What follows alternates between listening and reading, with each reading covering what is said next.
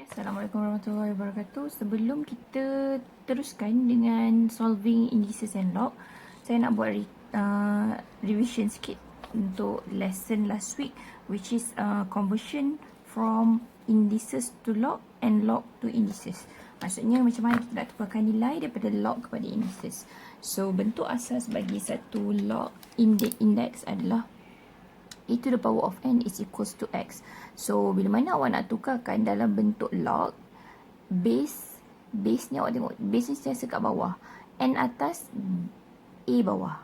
Jadi, bila awak tukarkan pada dalam bentuk log mesti ada base. Base ni kita akan ambil nilai daripada base yang index ni. And then, x pula, x adalah nilai di sebelah kanan. Manakala, outcome kita untuk index adalah nilai kuasa kita. So, kalau misalnya awak rasa susah nak ingat, awak ingat je, x dengan n tukar tempat. A tak akan berubah. X dengan n tukar tempat, jadi kiri kepada kanan. A tak akan berubah. Alright. So, for example, I have 5 power 2 equals to 25. I want to change into log form. Log equal. Base sentiasa kat sebelah kiri, tak berubah. 2 dan 25 tukar tempat. So, 25 and 5. 2. Okay, another example. 7 power 3 equals to 3, 4, 3. So, convert into log. Mula tulis je dulu lognya siap-siap. Tulis sama dengan. Lepas tu, base akan maintain kat sebelah kiri. Nilai 2 ni tukar tempat. 3, 4, 3 equals to 3. Okay. Kalau sekiranya kamu dah diberi log, kamu nak tukar kepada index. For example, log base 9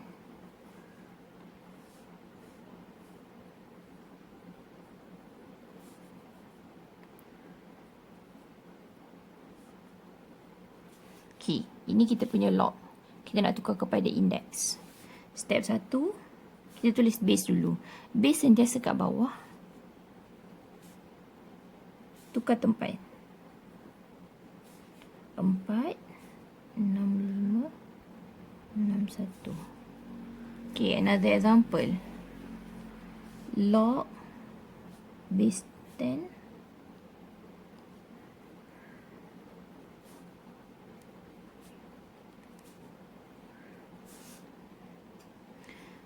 base tulis dulu, tukar tempat. 5 jadi kat kiri, 10,000, 2, 2, 3, 4, 5 kat sebelah kanan. Sorry, ni patut ada 5. Oh. Okay. Now kita masuk pada yang kita nak belajar hari ni, iaitu problem solving involving indices and logarithm. So, di mana kamu masuk problem solving di sini bukanlah problem masalah jiwa dan sebagainya, tak. Kita cuma nak selesaikan nilai. So, dalam satu soalan, dia akan bagi kamu salah satu nilai yang unknown. Sama ada base atau index ataupun number. X ni number lah. Alright. Hasil daripada kita kuasakan, kita akan dapat number. So, setiap kali kamu dapat soalan, step 1 adalah kamu kena ni kita akan selesaikan indices dulu, jangan tengok lagi log. Setiap kali kamu dapat soalan, matlamat kita yang pertama adalah kita kena pastikan kiri dan kanan tu boleh ditukarkan dalam bentuk index dengan base yang sama. Okay. Contoh, kita ambil soalan pertama, a to the power of 5 is equals to 2. Kita ambil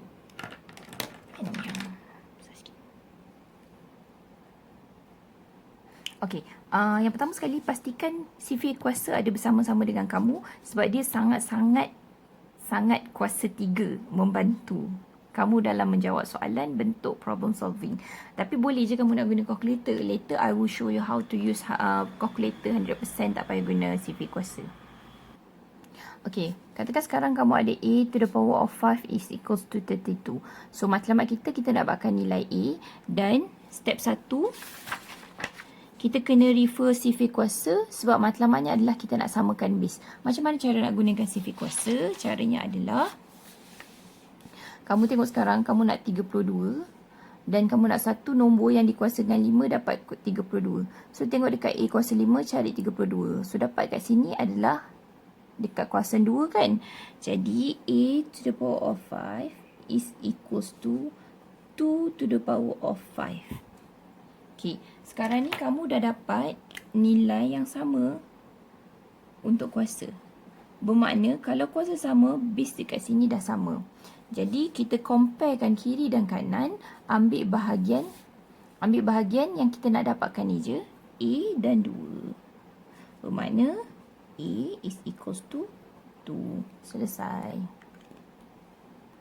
Okay, macam mana kalau kita nak guna kalkulator kalau kita ada sifar kuasa? Sebab kadang-kadang kalau kita masuk exam kan, kadang kita dah tak ingat.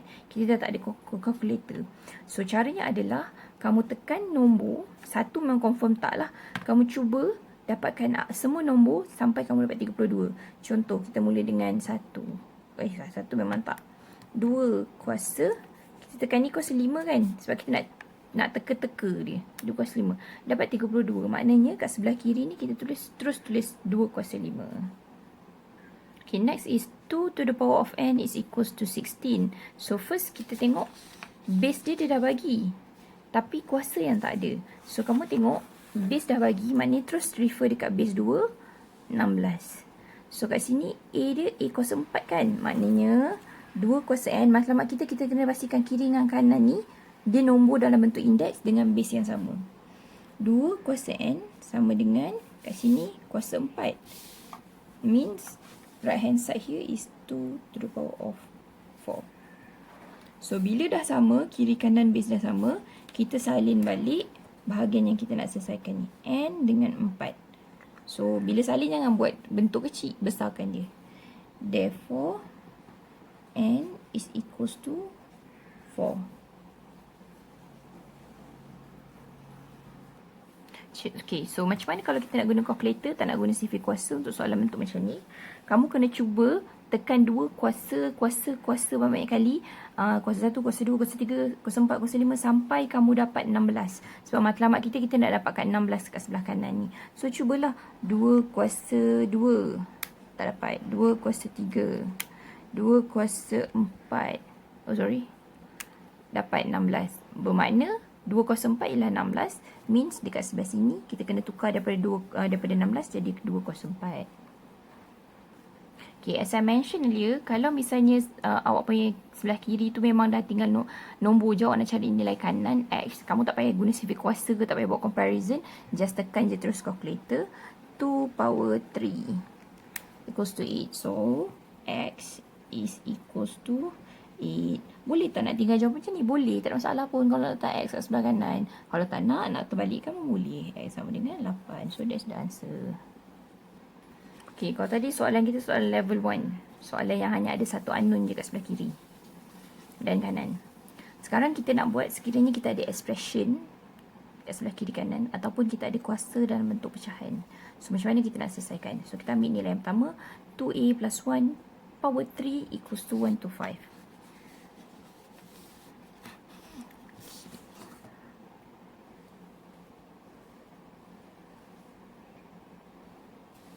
Okay, I want to solve the first question. 2a plus 1 power 3 equals to 1 to 5.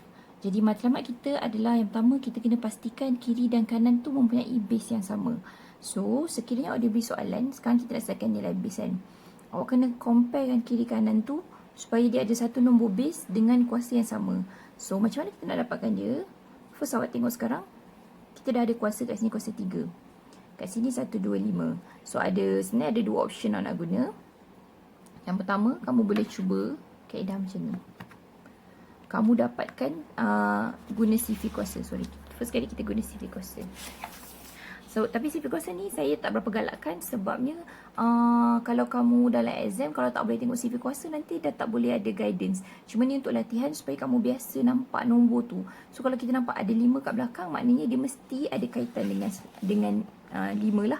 So, 1, 2, 5 means awak cari dekat 5 terus. Ialah 5 kuasa 3. Macam tu. Okay, kalau nak guna calculator, you kena try and error lah. So 3 125. Maknanya kamu kena cari nombor yang kuasa 3 dia 125. Saya mula dengan 3. 3 kuasa 3. 27 4 kuasa 3. 64 5 power 3. 1 to 5. Maknanya kita tahu sekarang 5 kuasa 3 adalah 125. Jadi dekat 125 yang kanan ni kamu kena tukar dia jadi 5 kuasa 3. Sebab the point is kita nak pastikan dia kiri dengan kanan ni ada kuasa yang sama. Bila dia ada kuasa yang sama, so awak dah boleh cancel out kuasa ni. Yang tinggal adalah 2A plus 1 is equals to 5. Ingat matlamat kita adalah kita nak pastikan kuasa dia sama atau base dia sama. Sebab kita nak buat compare kiri kanan. Lepas kita dah samakan kiri kanan, baru kita solvekan macam kita solvekan algebra biasalah. So you will have 2A equals to 5 minus 1, 4. So A equals bawa 2 ke kanan, jadi per 2. A is equals to 2.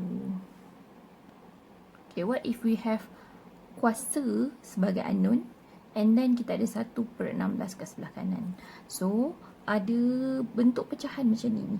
Kamu kena ingat balik kalau sekiranya kita ada bentuk pecahan dalam Indices law, sekiranya bentuk kita pecahan, kita boleh bawa naik atas, tapi kita akan dapat kuasa negatif untuk kita punya kuasa. Okay, tak apa, itu nanti kita guna lepas ni. First kali, kamu tengok kat sini ada 2 kan sebagai base. Maknanya yang bawah ni kamu kena tukar dia jadi base 2 juga.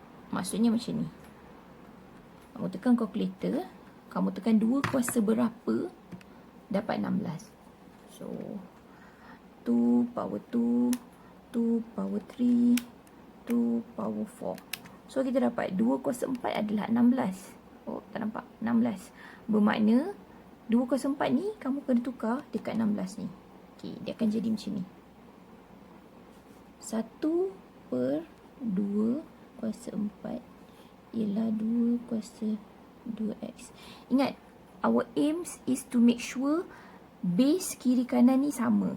Matlamat kita kena pastikan base kiri dengan base kanan sama. Okay, sekarang kita dah nampak dah ada bayang-bayang dah base dia.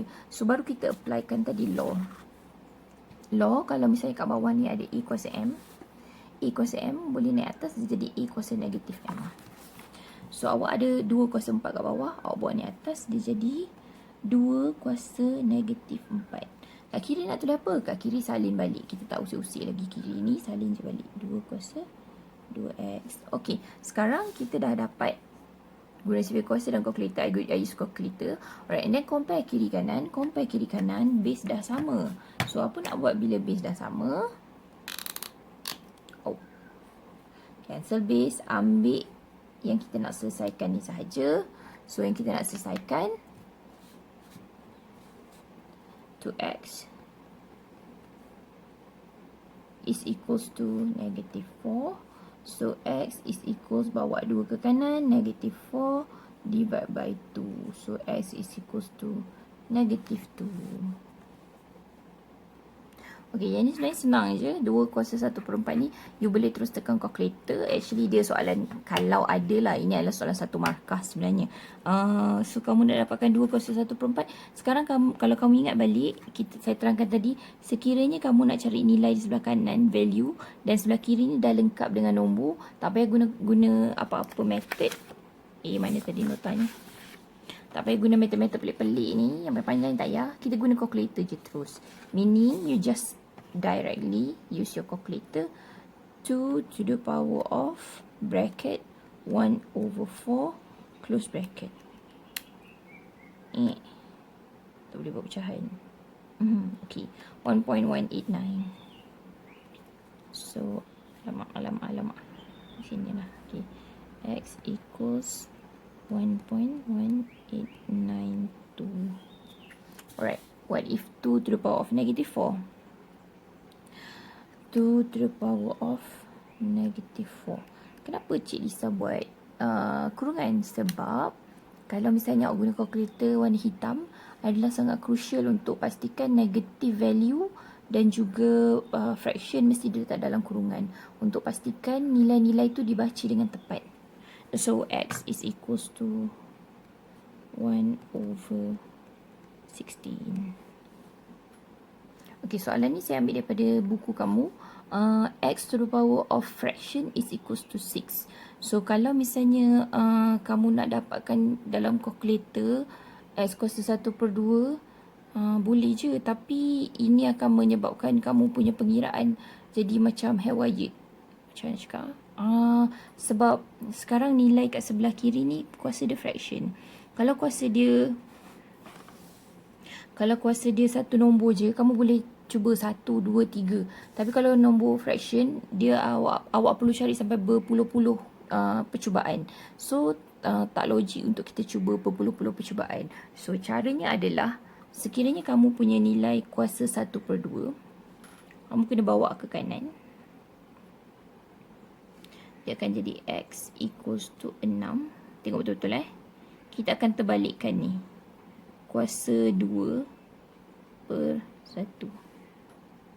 So kita tahulah 2/1 sebenarnya adalah 2. So x equals to 6/2. Tekan terus kalkulator. 6 kuasa 2, 36. So x is equals to 36. Okay, macam yang ni pula. First kali ada nombor kat depan dia. So bawa dulu nombor ni ke kanan. Ini darab, bawa ke kanan jadi bahagi. X power half equals to 18/2. 9. And then bawa 1/2 ke kanan. So x equals to 9 power 2. Sebab dia 2/1 jadi 2. Tekan kalkulator. 9 square 81. Okay, saya nak tambah 1. Katakan kamu ada x to the power of 2/3 equal to, okay, x power 2/3 equals to 64. Sekarang ni saya dapatkan nilai x. Tengok tengok betul-betul tahu. Tengok betul-betul. 2/3 bila kita bawa ke kanan, dia jadi 3/2. So x is equals to 64 to the power of 3/2. Nampak? Lepas tu, tak susah. Tekan terus kalkulator. 64 kuasa 3/2. 512. Settle. Okay, next part is kita nak selesaikan problem solving untuk logarithmic